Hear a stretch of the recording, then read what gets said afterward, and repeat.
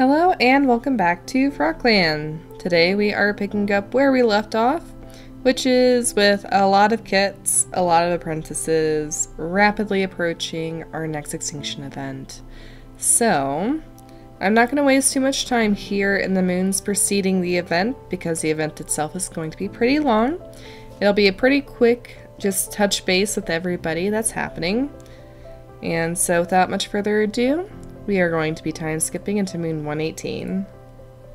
Lizard Sky can hardly believe how quickly time has passed since Lagoon Paw was a kit. It still feels like just yesterday that they were tumbling around the nursery, chasing after a moss ball or some other cat's tail. Misty-eyed with pride and joy, Lizard Sky throws her head back and tries to cheer loudest as Lagoon Paw is named Lagoon Feather and honored for their pragmatism. Guppy Paw touches noses with their mentor, Creek Jumble, looking bored and unimpressed. But on the inside, they're bouncing around with euphoria as if they were still a kid. In their eagerness, K-Paw accidentally shoves their nose into Wisteriosar so hard that Wisteriosar flinches back in surprise. K-Paw sheepishly apologizes, and the two have a good laugh about it. Surprising Skysock, the first thing that Chirp-Paw does after their apprentice ceremony is gather moss, just to make sure everyone has fresh bedding.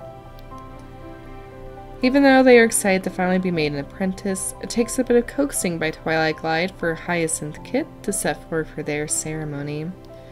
Twilight Glide watches in pride as they're named Hyacinth Paw and touch noses with Petal Coast. Sparkpaw has reached age of 6 moons and has been made an apprentice, as is Codpaw, we don't know who to. Even though they are excited to finally be made an apprentice, it takes a bit of coaxing by Birdpool for Milkkit to set forward for their ceremony. Birdpool watches in pride as they're named Milkpaw and touch noses with Raincrest. Even though they are excited to finally be made an apprentice, it takes a bit of coaxing by Birdpool for Frostykit to set forward for their ceremony. Birdpool watches in pride as they're named Frosty Paw and touch noses with Twilight Glide. Curlpaw touches noses with Basil Nibble and hopes that they'll get to hunt first just to make sure the clan is fed. This seems like a good batch of apprentices. We'll see though. Sniphusk has gotten Yellow Cough. Brighthorn's mangled leg is looking much better and seems to have healed well. Murklaw feels much better, their soreness is gone. Jirachi Lightning has gotten Yellow Cough. Shining Leaf has gotten White Cough. Bleepaw's pads have healed. Some Dandelion has gone bad. Brighthorn tries to convince Sparkkit to run away with them. Murklaw always seems to have petals stuck in their fur. Okay, this is quite the big moon. I'd forgotten about that. So we're gonna go ahead. I'm gonna check in on the status of that current poll we got. Okay, it was 78% of 108 votes. We will name Chasing Egg to Chasing Newt. Okay, let's check in on our mini cats here. Wisteriosar is singing about to stay at the gathering. Okay. So here's Murklaw with his new petals. It looks a little jarring, I'm not gonna lie, with the red on the black with all the scars that he has. It kind of looks like wounds or something, but yeah, petals is still pretty fitting for a medicine cat to have. Maplepaw is up to 20 experience. I don't know if she's gonna make it all the way up to 54, which is what she needs to become a warrior before the event. Okay, so here's Guppy Paw. Looks like she was apprentice at Creek Jumble. She grew to become wise and confident with words. This is K-Paw, who's troublesome, also confident with words, and is mentored or apprenticed with Wisteriosar.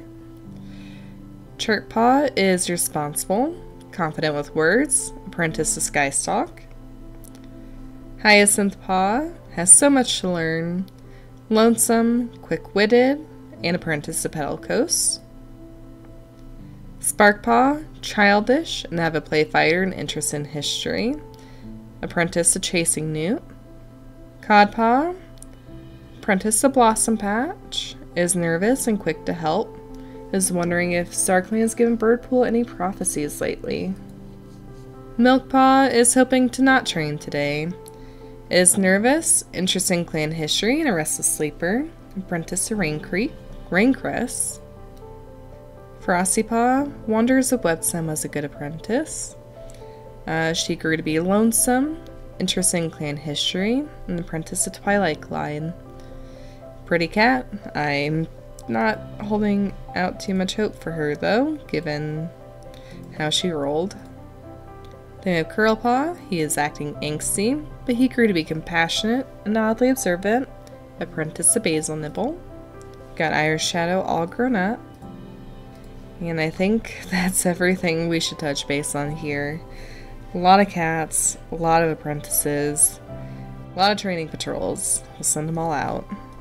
Twilight Glide listens sympathetically as Frostypaw pours out their troubles, till the apprentice runs out of words.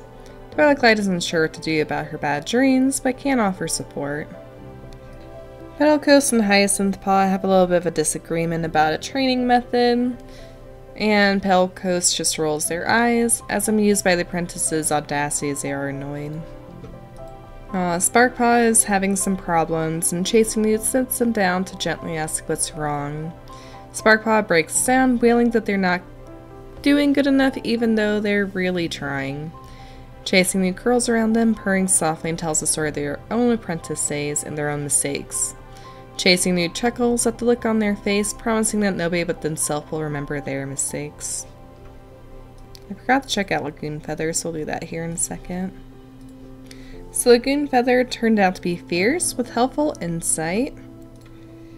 He was mentored by Raincrest, who influenced him to be more likely to have a strong inner morals and resort to violence. When he graduated, they were honored for their pragmatism, doing so at 13 moons old. Okay, I mean, not too bad. Don't know if anyone else from their litter. Yeah. Looks like Maplepaw is the last of that group of apprentices to graduate, which, given how long she was sick, that's not surprising. Pebblestalk gets shivering when they overcompensate trying to collect some blackberry leaves.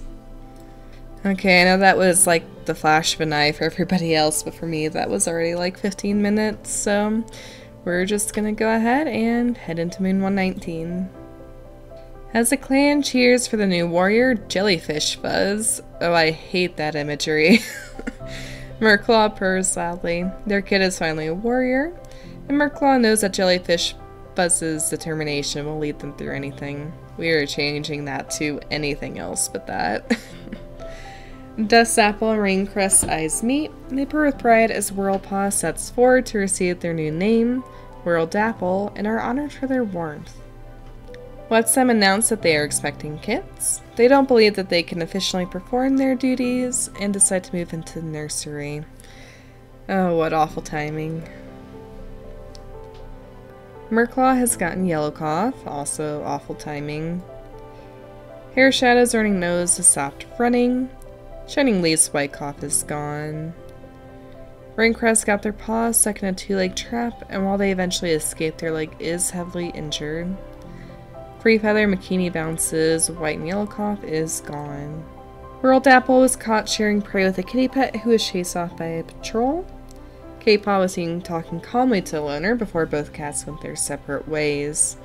I don't think FrogClan necessarily cares too much as long as it's not like spies for the cats to come.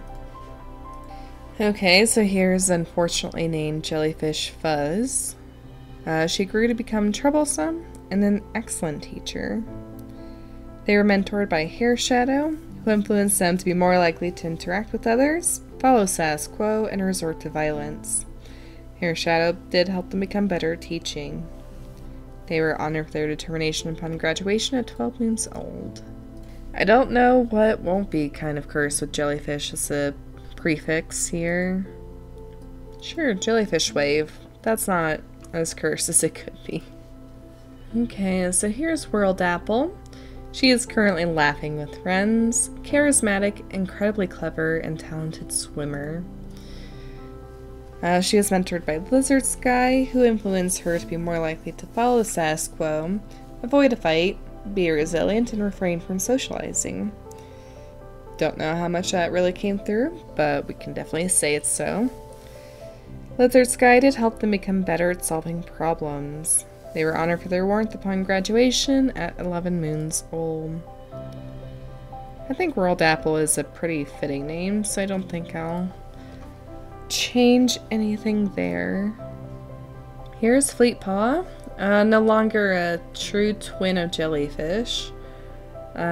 She's still bloodthirsty and a careful listener, but she's almost ready for graduation to full medicine cat, so that bloodthirsty trait could change, or we could just have another bloodthirsty medicine cat.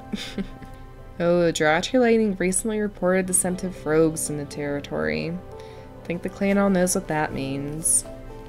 Hyacinth Paw is feeling a little worn out from training. I can definitely see the apprentices being pushed harder than ever right now. Gold Kit and Nimble Kit are both 5 moons old, so they will be apprenticed by the time of the event next moon. That's probably at least going to be their better bet right now. All the apprentices are being taken out to the rock pools right now. Creek Tremble has a moment to talk with Guppy Paw about the importance of taking time to rest, and that there's middle ground between advice and command. They've seen how hard Guppy Paw has been working and commend them for it, but it'll do the clan no good if Guppy Paw burns himself out. All good things in time. Guppy Paw's status this moon was giving other cats advice, so I can definitely see this being a very unforced interaction. Okay, I sent out our last cats all as one big group because it was just the apprentices and their mentors and then these 6.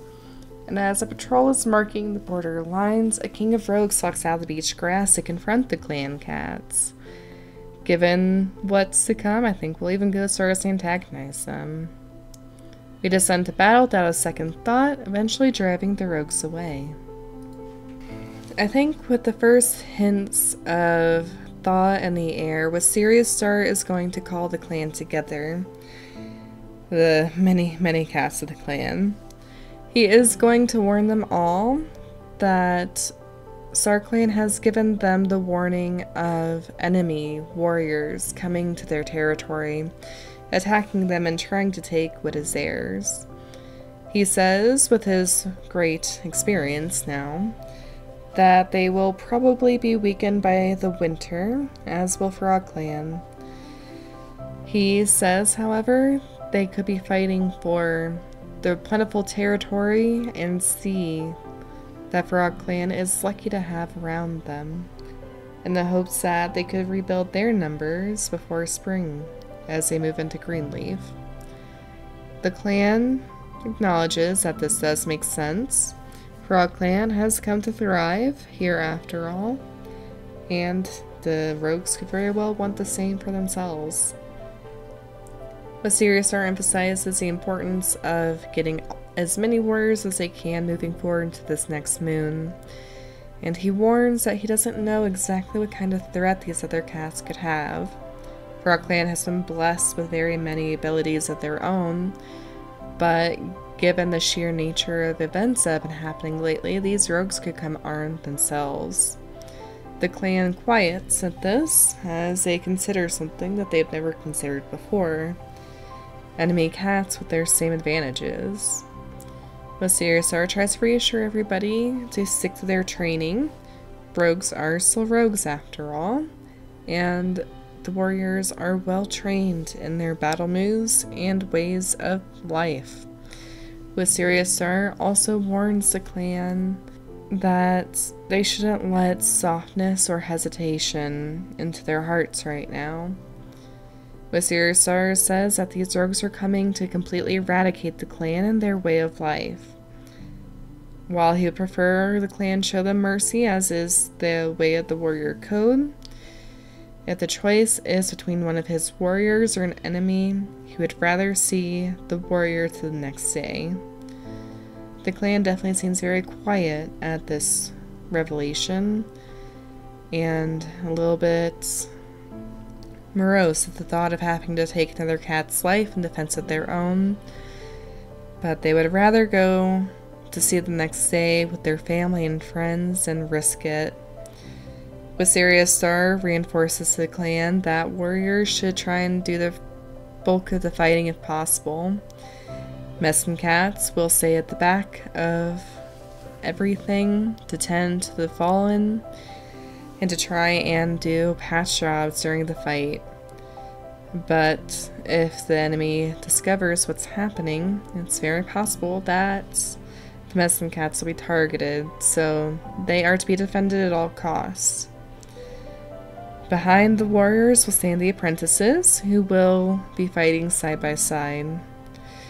And if all of that falls, Wisteria Star asks only that the clan try and run as fast as they can for the hills in the hopes that they can preserve their way of life even as loners and can rebuild FrogClan in the future. The clan is stunned at the thought of failure, especially looking around and seeing the sheer numbers of cats and cats that are prepared to fight. But they acknowledge the wisdom in Wisteria Star's words, and each cat individually makes the pledge that they will do so, even the kits. Satisfied, Wisteria Star sets the final preparations into this next event, getting as much herbs and prey as they can to strengthen the warriors and be ready to help them. Okay, so moving into our last moon here, moon 120. As the clan cheers for the new warrior Weevil Fur, Bright Torrent purrs loudly. Their kit's finally a warrior. New journeys begun for them, and Bright Torrent knows that their enthusiasm will lead them through anything. Wisteria Star has been following the progress of Whimsy Paw for moons, and feels that it's finally time for them to get their warrior name. They are granted the name Whimsy Grass in honor of their spirit. Thus Apple Rain Crest eyes me, and they purr with pride as Bristlepaw steps forward to receive the new name Bristle Speckle. They're honored for their audacity. What a thing to be honored for. Wisteria Star, seeing Maplepaw struggling the last few moons, approaches them and promises them that no one would think less of them for retiring early, that they would still be a valuable member of the clan as an elder. Maplepaw agrees, and later that day, the elder ceremony is held. Maplepaw really has been struggling, but I was hoping to see them try and push through it. Goldpaw strides up to the new mentor, looking very proud and excited to be apprenticed to Lagoon Feather. Nimblepaw fidgets impatiently beside Dustapple as they wait for the meeting to end. They're finally an apprentice. They want to hurry up, get out there, and go, go, go. Murclaw does die of yellow cough, which is a really heavy blow, especially right now. Webstem is unsure of how many kits still have. Sniphusk will miss Murclaw, truly. There's no other cat they trusted more, and they already miss Murclaw's steady presence at their side. Sniphusk is eager to get up and busy themselves the next day. They refuse to sit still for even a moment, lest their thoughts begin to linger on Murclaw's death. Bright Torrent wails when they see the body of Murclaw still and cold in the clearing. It's a vigil that night as grief fills their heart. Bright Torrent wonders if maybe Murclaw might visit them in the vision from StarClan. As the clan sits vigil for Murclaw, Fleetpaw wants to howl. How are they supposed to go through life without Murclaw guiding them? Fleetpaw only retires to their nest when concerned clanmates usher them there. Tremors rack their body as they dwell on how Murclaw won't see another morning. As the clan sits vigil, Jellyfish Wave's voice cracks with grief, talking about the time they had with Murclaw.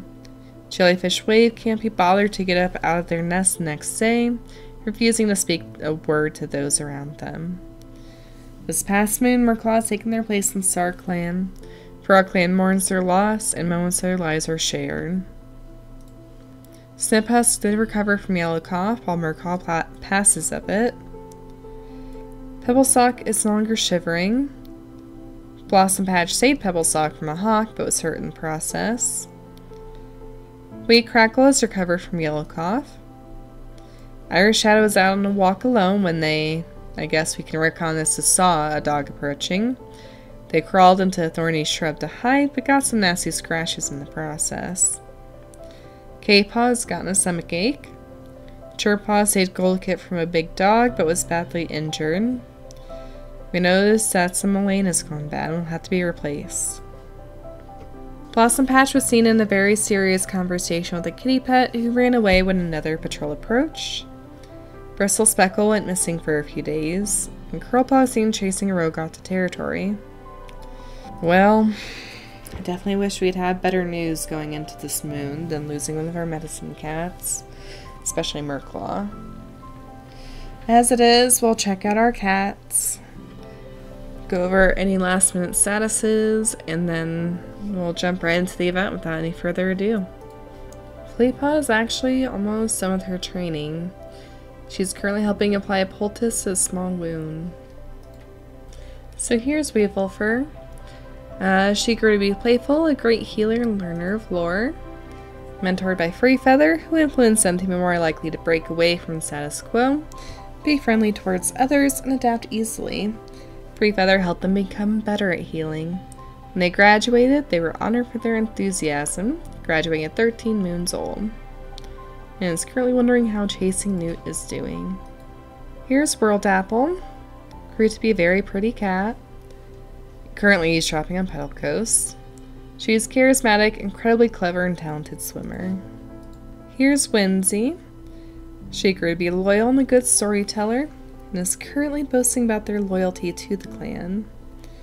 They were mentored by Jirachi Lightning, who influenced them to be more likely to follow status quo, be friendly towards others, and behave erratically. They were honored for their spirit when they graduated at 12 moons. I think Whimsy Shade is a little bit better for her. Here's Bristle Speckle, who's gnawing on a small bone busily. He is childish and a lore master. He was mentored by Dustapple, who influenced him to be more likely to avoid a fight, interact with others, and adapt easily. Dustapple helped him become better at remembering lore, and when they graduated, they were honored for their audacity. Chirpaw, who was defending another cat from a dog, has a broken bone right now, and she's feeling a sense of dread. I can't really say I blame her at all for feeling a sense of dread, especially given the challenge that it's going to be facing. Frostypaw is practicing their newest battle moves. I'm sorry, Frostypaw. I don't think that's going to help. Curlpaw wants to become a fierce warrior someday. Given he was driving a rogue off the clan territory alone, I really hope to see him become that. Okay, so here is the grown-up Goldpaw, who's currently feeling underappreciated. Confident and a mossball hunter, he is currently apprenticed under Lagoon Feather. And then we have Nimblepaw, who got caught trying to sneak out of camp without a warrior. She grew to be arrogant, never sits still, and oddly observant. She's apprenticed to Dustapple. Okay, so here's Maple. It looks like she was named Maple Bumble, which I'm gonna change because that doesn't really feel very good. Loyal, quick to make peace. I think she could actually do pretty well as a clan mediator. Websum did influence her to be more likely to be cold towards others, use words over teeth and claw, and follow the status quo. Yeah, Maple Dawn. That's cute. I'll switch her to mediator. I think that'll be good for Maple Dawn. Alright, I think that's all the adjustments that I needed to make here before we go into our next extinction event. I'll go ahead and we'll be rolling for all the cats, and then we'll come back with the story about what happens. I will be rolling a bit more unforgiving this go, so this could well be what ends the run, but we'll see what happens. Up to fate now. Okay, I think I'm done rolling. So just to give a quick rundown, the way that I rolled this go is I just tallied up everybody's mutations, the pluses and the minuses, and then we are going off the results there. So if it's anything in the negatives, that cat did not survive. If it was a 0, perfectly neutral. I figured I'd give them a chance, especially with Wisteria Star having multiple lives to help. So if it was a 0, they had to roll a 10 to survive. A 10 out of 10, basically, on a d10. If it was a +1, so they had one more positive trait than anything else, they had to get a 6 on a d6. If it was 2, it was just a 50% roll. Evens versus odds, basically, is how I do it. If it was a 3, then that cat just survives. They have enough good mutations that they're going to survive. So that's the way I did it this go. So, without further ado, we're going to go ahead and jump into the outcome.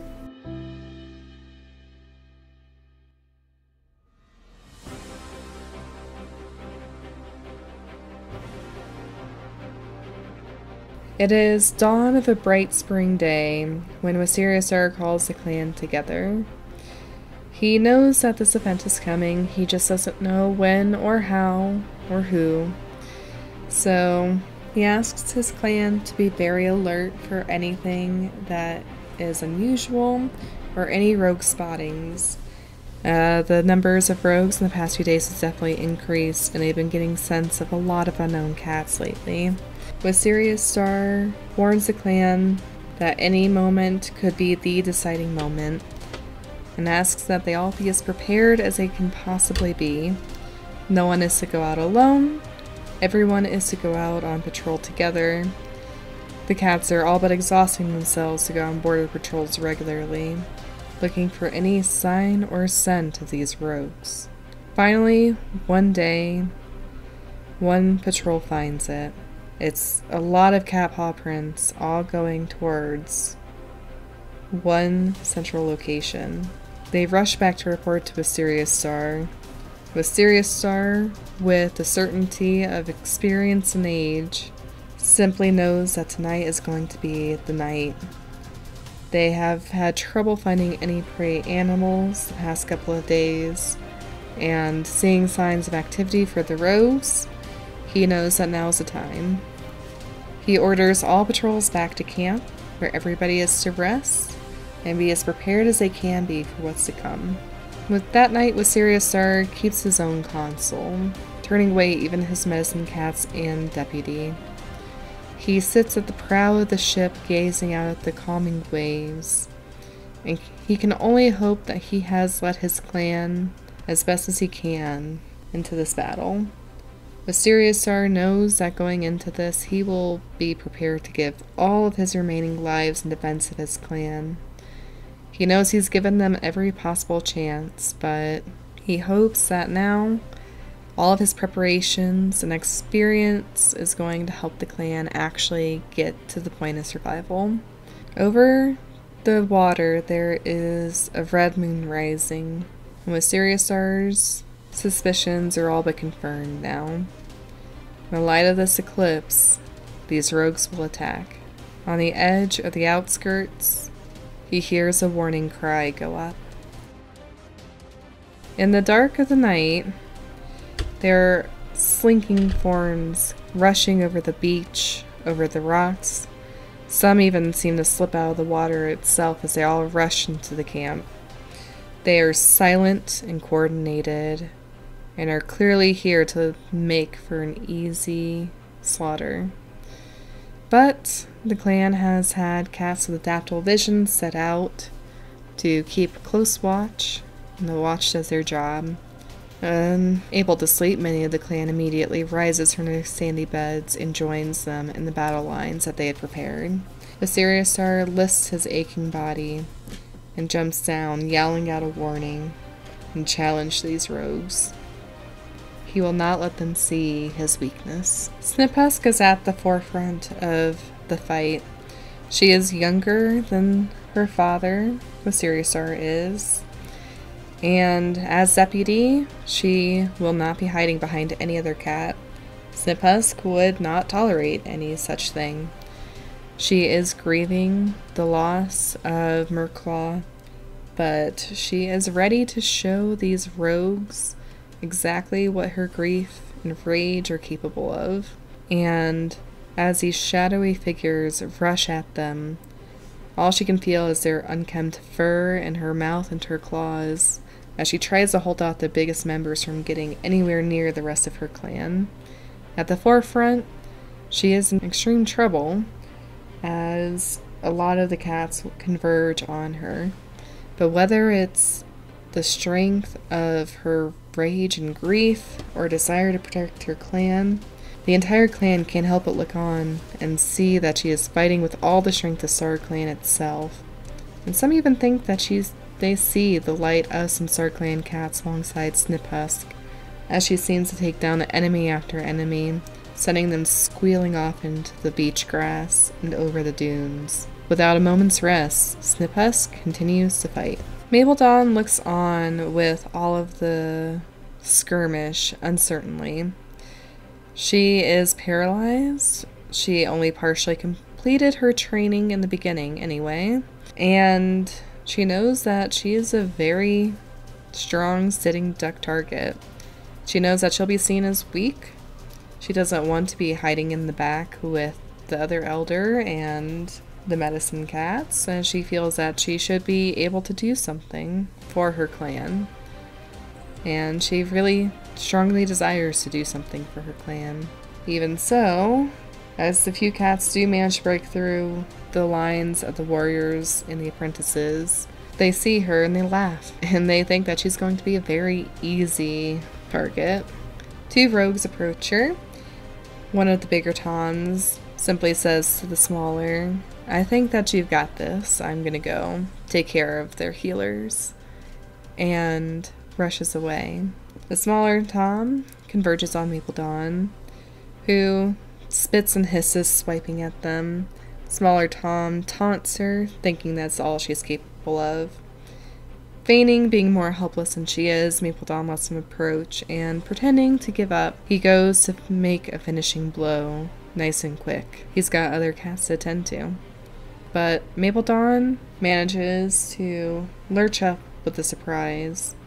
Caught off guard, he is able to be pinned, and Mapledon sends him out into the night with a very vicious bite to his flank.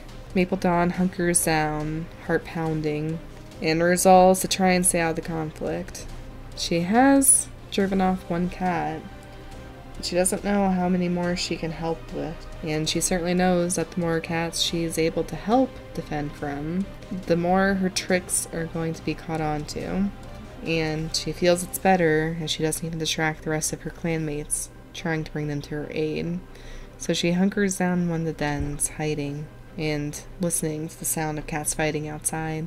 Basil Nibble, as a very experienced senior warrior, is at the forefront of the clan. Basil Nibble, with his huge body, muscular body and huge paws, makes her a very intimidating sight to the rogues, and they all seem to converge upon Basil Nibble specifically, trying to take down this intimidating Tom. Basil Nibble, being deaf, does not hear a warning cry from one of their clanmates that another cat is sneaking up behind him. This extra cat is enough to overwhelm even Basil Nibble, and by the time the rogues move off, Basil Nibble is no longer moving. Jirachi Lightning, like Basil Nibble, is deaf, but a very large, intimidating cat. She also has the fierceness of a mother's love and devotion to protect the rest of her clan with. Jirachi Lightning is, however, sick, and so she was carted to the back of the medicine cat den with some of the other cats. She looked out at the rest of the skirmish, bristling, ready to defend the medicine cats, despite their claims that they'll protect her.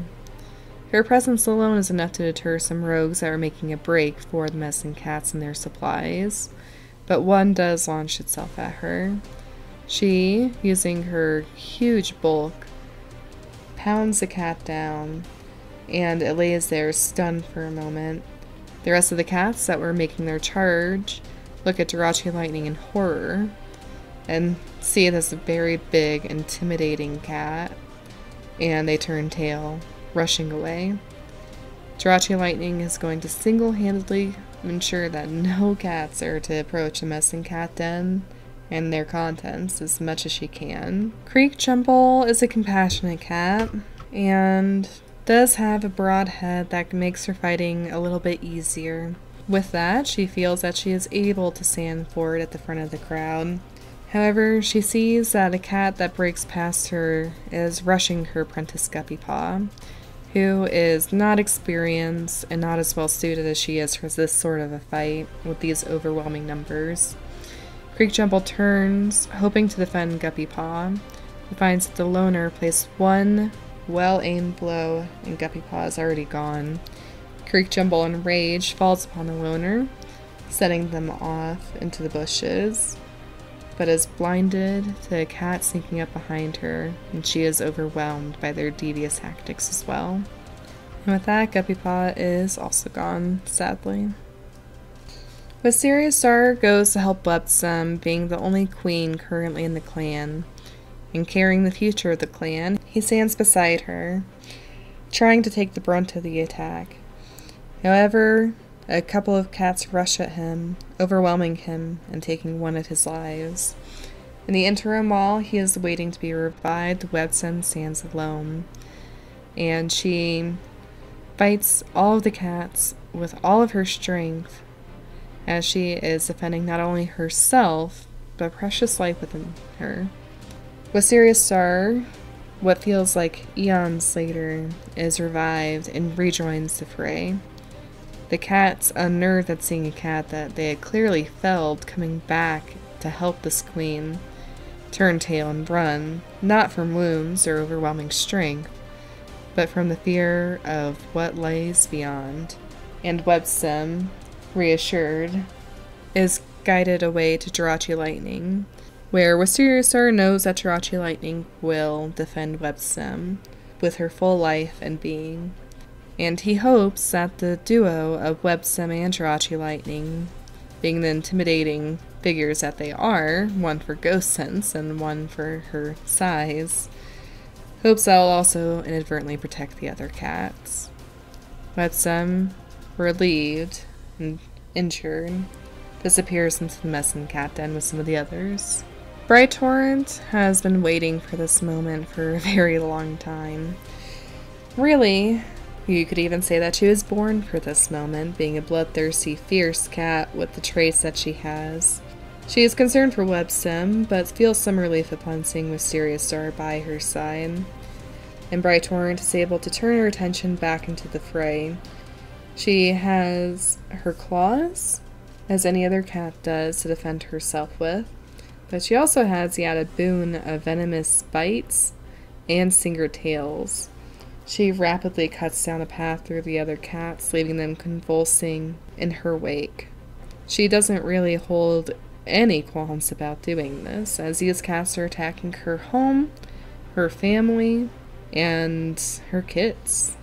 And upon seeing the devastation that she causes, a lot of rogues begin to avoid her, not even wanting to mess with this scarred cat that leaves so many of their clanmates poisoned and left to die a very vicious death. Bright Torrent charges into their midst with no fear, scattering entire droves of these rogues as they begin to realize exactly what she is capable of doing. And Bright Torrent really takes the defense to the offense, diving into them and disappearing into the night, trying to chase them away. Lizard Sky is a very insightful cat and a pretty experienced warrior, but upon seeing the droves of cats coming over the dune, she feels herself shaken. She doesn't see how any cats could fight under these overwhelming odds, and presses into the clanmates standing next to her, hoping to give them some reassurance as much as she hopes to get reassurance herself. They are immediately separated, and Lizard Sky is standing alone amongst teeth and claws and perhaps some other weapons like stingers as well.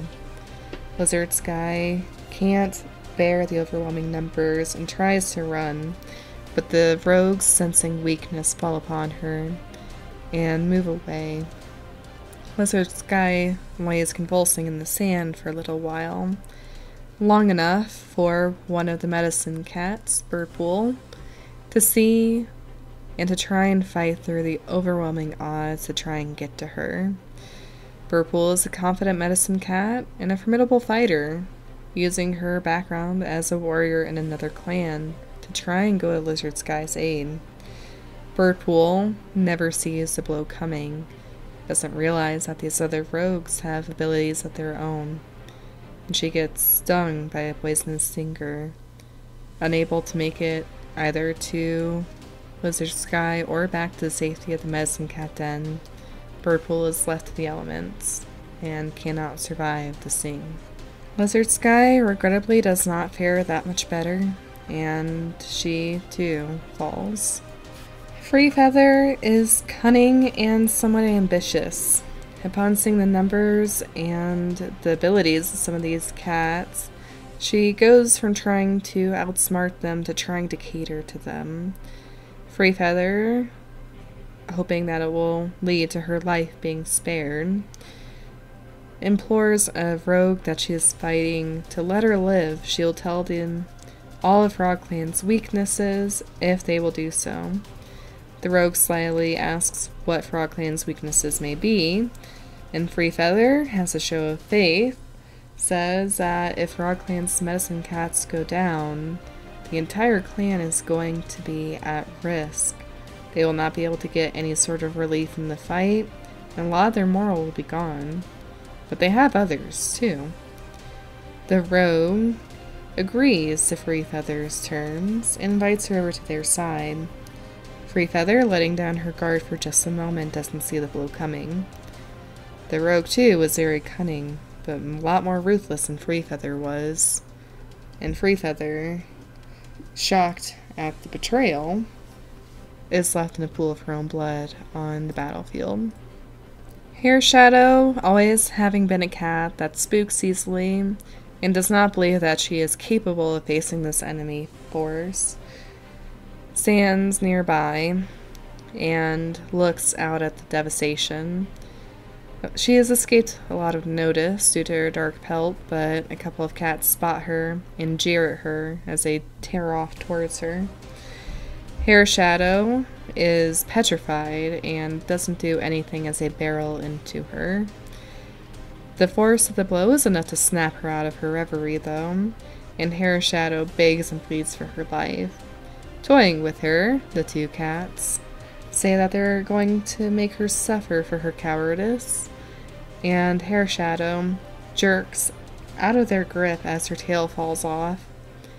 A scaly reptile tail is all that the two cats are left with, staring at in shock and disgust as Hair Shadow, now tailless, but with a tail that may regrow, disappears into the night. She'll survive tonight, but she doesn't know what devastation she'll come back to. Bikini Bounce is a very muscular cat as well, but he has a very pessimistic attitude, and despite being at the forefront, he doesn't really put up much of a fight against the rogues, already having resigned himself to a fate that is not good. The rogues can sense his lack of willingness to fight for himself and his clan, and they jeer at him, talking him down even further. Before overwhelming him with numbers, Bikini Bounce does not rise again. Dustapple has tattered ears, but not many other traits. She also has a generally childish attitude, but she is mature enough to understand the ways of teaching and the importance of keeping a cool head, thanks to her knowledge of lore of the past events that have happened, and how rational thought has gotten cats out of much worse scrapes than this before. Dustapple faces her enemies knowing this, and with her great experience, and her long fur manages to keep her from some of the worst of blows. A lot of cats, she finds, have been aiming for her head, and for her ears, which already aren't really there. And she finds that the more blows that land in the same spot and keep missing their intended targets, it gets easy for her to try and tank their face swipes, and she actually gets a little bit more confidence as she sees that their moves are the same recycled moves over and over again, and failing to find any purchase on her, she's able to keep driving them off in the same ways and adapt some moves that she's able to actually defend herself and some other clanmates with on the spot, really proving herself to the rest of the clan in a powerful way that they weren't expecting of her. Twilight Glide also has a muscular body, and she also has talon paws, but she is missing a leg, and she is deaf. Twilight Glide faces the clan and tries to work with what she was provided, being a position that was strategically implemented, so she shouldn't have to rely too much on hearing, and she should get some compensation on her weak side from a rock that's blocking everyone from coming in. Unfortunately, the rogue sense weakness, and when she successfully drives off one, it incites fury in the others at seeing this crippled cat besting them, and so they heckle her and pester her from between the rocks, which now she cannot escape, and they overwhelm her. Twilight Glide does not come out of the crevice that she was placed into. Skystalk, being righteous and believing that she's better and more prepared than other clanmates, has led to this day with a lot of extra spars and trying to implement tools and extra battle moves that are specifically suited for her in an event such as this. The clan is actually rather surprised by her capability, and her sparring sessions are shown to have paid off. She has some paws and is able to implement random tools to her advantage and uses things like sticks and rocks jabbed at the enemy to throw them off balance for her to turn around and bite them with her venomous teeth, leaving them convulsing. Similarly to Dust Apple as well, a lot of these cats are aiming for ears in an attempt to blind cats with their own blood, since there's so many blood vessels in a cat's ears. And Skystalk, having tattered ears, has natural defense against this. And between her very strange patterns of movement, venomous bite, and seemingly impenetrable defense, a lot of the rogues start to avoid and fear her as well. Unlike Brighthorn, she does not pursue any of her enemies, instead standing next to the clan and trying to help pull as many cats off as she can. She is impeding her bite a bit more than Brighthorn is, but if a rogue turns and does not run away, she is not hesitating to give them a lethal dose of her venom. Raincrest is injured with a mangled leg and is very much a sitting duck in the medicine cat den, hoping for the best and that the intimidating duo Jirachi Lightning and Websim will keep the worst of the cats away. Fortunately, as more and more cats break through the clan's defenses and they get overwhelmed, both Jirachi Lightning and Websim are pulled away in the heat of battle. Raincrest is grabbed by his injured leg and dragged out into the clearing, without even being given a chance to do anything or try to defend himself. He's bitten on the back of his neck and his neck is snapped. Seeing their clanmate in distress, however, Pebblestalk rushes out to try and defend Raincrest and prevent the death blow. Pebblestalk is not fast enough, and seeing one of the medicine cats coming out of the den, is grabbed by a couple of the rogues and is quickly dragged into the mass, where Pebblestalk is not seen again.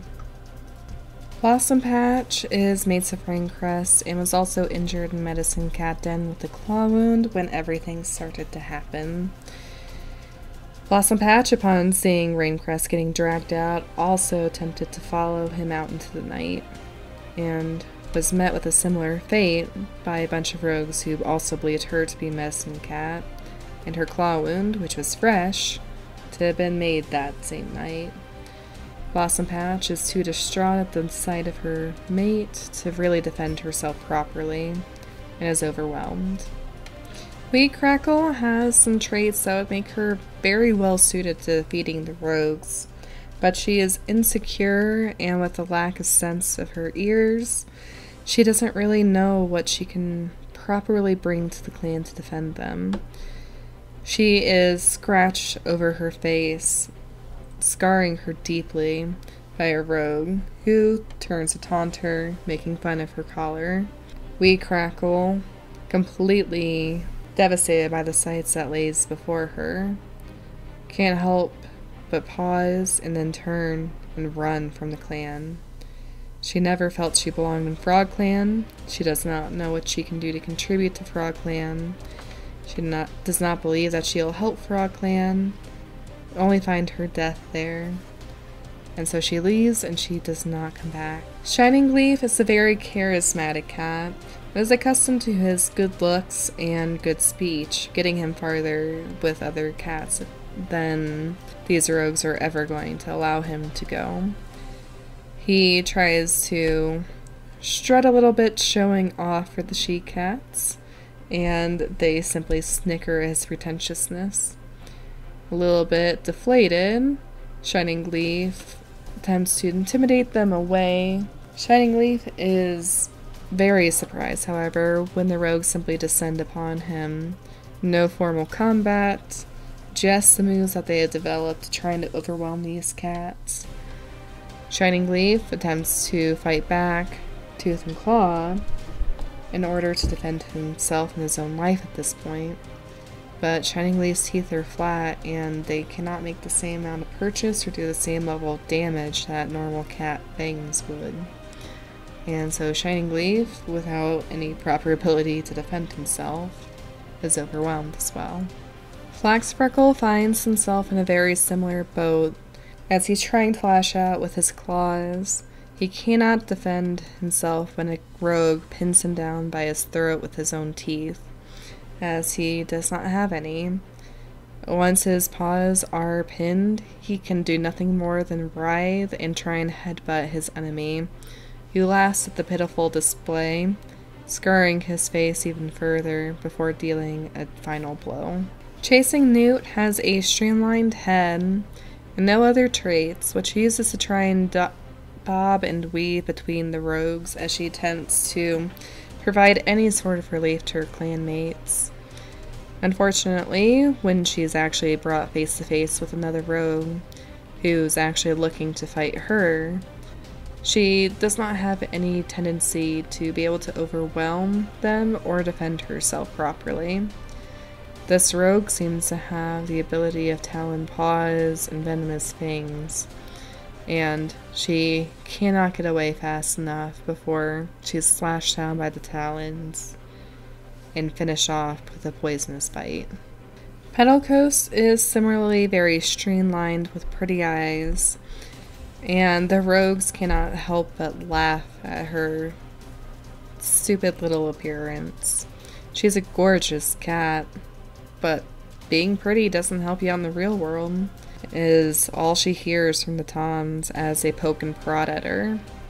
She's childish, so she snaps back instead of realizing the imminent danger that she's actually in, and their amusement turns to rage as they see that they're not having the desired effect on this cat, and leading Tom says that they're going to put her in her place as they bite and scratch at her.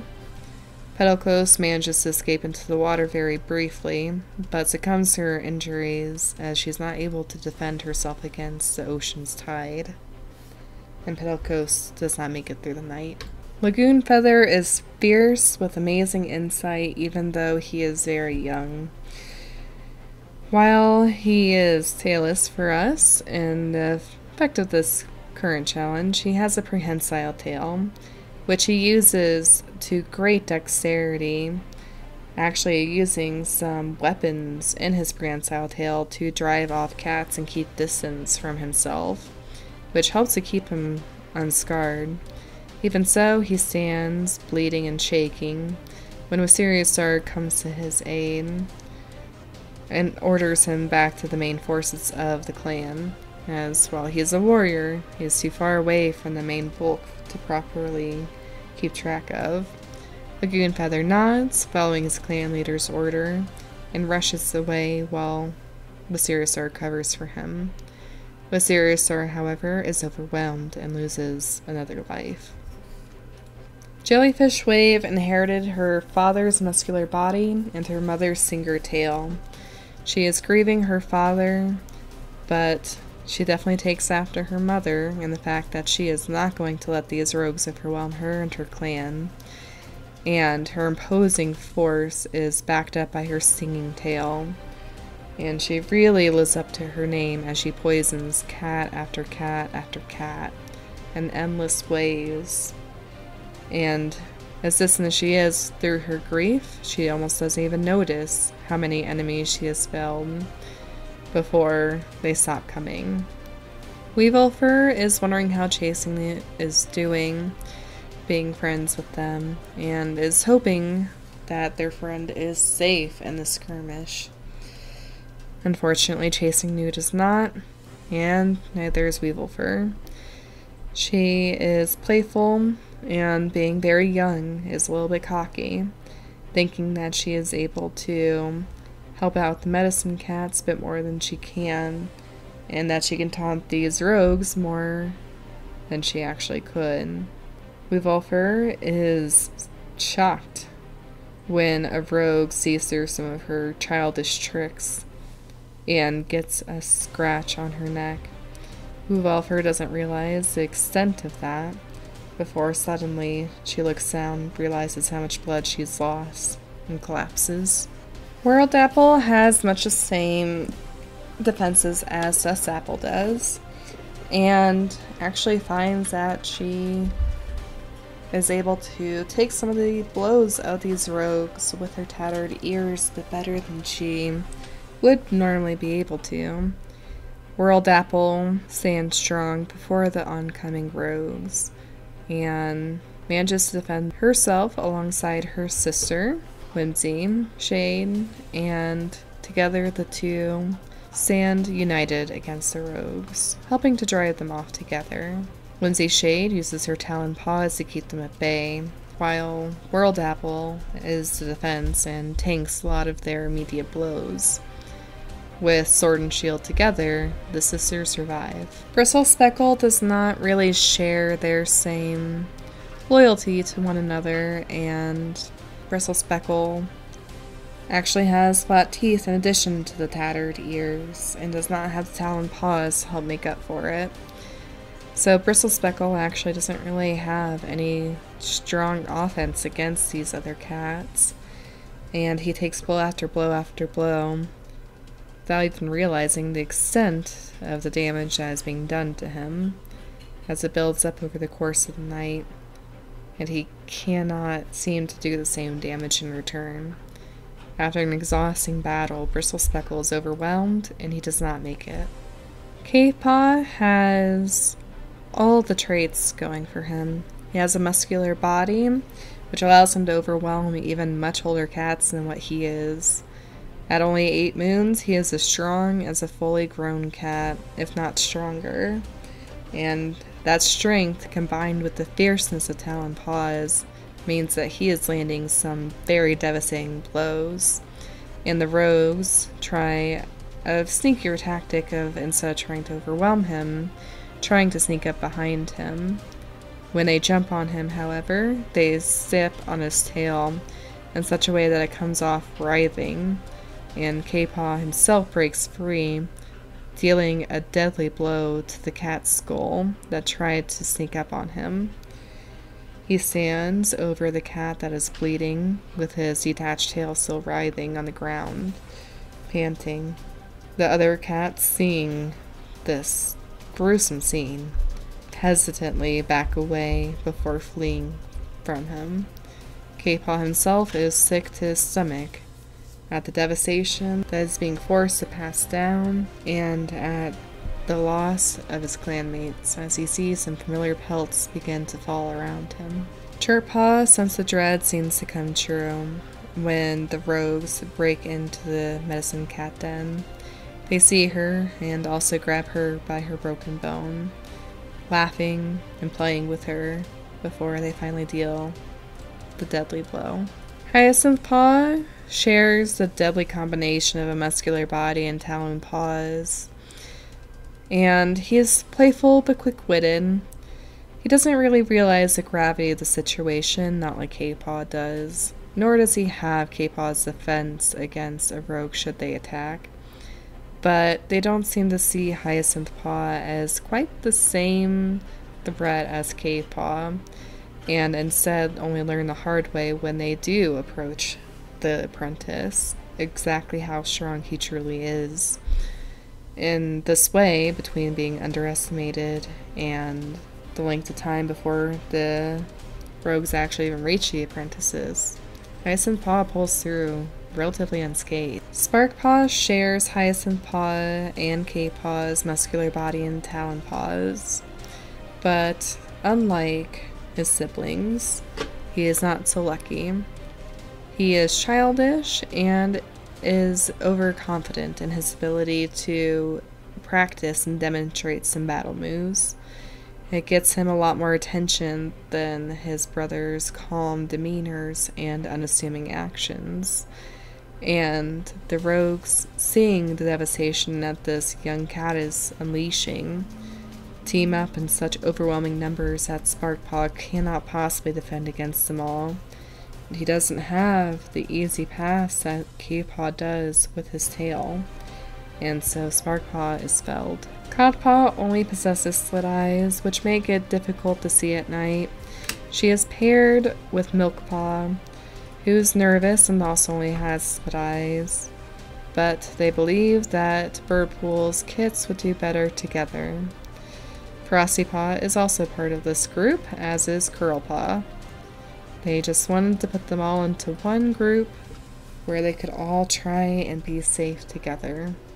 Codpaw, Milkpaw, Frostypaw, and Curlpaw are all surrounded by rogues who have abilities where these apprentices do not. And being much bigger and stronger, more experienced than the apprentices are, the siblings all stand back to back, completely overwhelmed, and they are all felled one by one. That is, until it comes to Curlpaw. One by one, he sees his litter mates in devastating situations, and being a compassionate servant, he is brought to the brink. Absolutely furious at these rogues for putting him in this position, for doing this to his family, and with the ability to actually observe some of what they're doing, some of their actions and weaknesses, together with his fury at his siblings passing away right next to him, where he was powerless to do anything. His mind shifts to revenge, and he instead puts all of his effort into trying to get the same revenge on these warriors as what they did to his siblings. Shocked at this little cat's furious outbursts, the rogues eventually do back away and are brought down by some of the stronger warriors that are starting to rally to the apprentice's aid. Curlpaw stands alone at Birdpool's kits, panting and sobbing. Goldpaw has a broad head and a confident nature, which could both help him if he were more experienced in these matters. He was paired with his sibling Nimblepaw, who is not as well suited, being arrogant and only with a cute appearance. Goldpaw tries to keep Nimblepaw back and in place, as is the plan. Goldpaw and Nimblepaw were meant to be basically last lines of defense to the medicine cat den, being such inexperienced apprentices. But Nimblepaw, being arrogant that she is, believes that she is able to fight better than she actually can, and pulls Goldpaw forward. Goldpaw, being confident, doesn't think that this is actually going to be very devastating, and both apprentices are overwhelmed and do not survive the onslaught of these rogues. Irish Shadow is a nervous elder. He was never taught in the ways of the warrior, and he only has deafness for a trait. He was never very competent amongst the clan, and was never really given much of a chance to become anything more than that. And he is dragged cowering from the medicine cat den when the forces are pushed through. He doesn't offer any sort of fight, and he is toyed with before they deal the final blow. Mysterious Star sees that the cats are starting to flag in their attempts upon FrogClan, and he calls for a final push. He is joined by a few of his loyal fellows, Sniphusk, Bright Torrent, and a few others that have surprised them in this go, as they chase away the rest of the cats. FrogClan cheers at the sight of the rogues departing. A few cats collapse in exhaustion. Mysterious Star stands tall before all of them, tail and head held high, as he turns to them and simply says, "You have made FrogClan very, very proud this evening." He ensures that all of his clan are well taken care of. He nods to Fleetpaw, who is the only standing medicine cat, reassures Fleetpaw that he is okay and to channel Fleetpaw's efforts into the rest of the clan that stands wounded and dripping blood before them. Mysterious Star then limps off into the night, standing under the prow of his ship and watching the ocean as the tide begins to come in and the sun begins to rise on the blood moon. Mysterious Star then allows the last weakness to show, wherein he finally feels the poison from one of the bites that one of the rogues inflicted on him begin to take effect. Mysterious Star knows that this is his last life, his other 5 having been immediately drained away in battle, both just due to the rogues' overwhelming numbers and due to helping out a few of his clanmates. Mysterious Star simply lays his head down in the sand, watching the sun come up for the last time, and lets his clan peacefully go. Okay, that's everybody. We went from 3 pages of cats down to less than 1 in one fell swoop. FrogClan has won against the rogues, but at what cost? It's definitely going to be hard for them to rebuild, but they're definitely not out of the game yet. They will continue under Sniphusk's leadership as Snipstar. I'm curious to see if Bright Torrent gets appointed to deputy under Sniphusk, or it's a different cat. But we're going to save all the resolution for next time because I've been going on for way too long, and I only shudder to think how long this episode's actually going to turn out to be. I do hope you enjoyed. If you made it this far, let me know in the comments. Until next time, stay safe and happy. I'll see you then, and bye!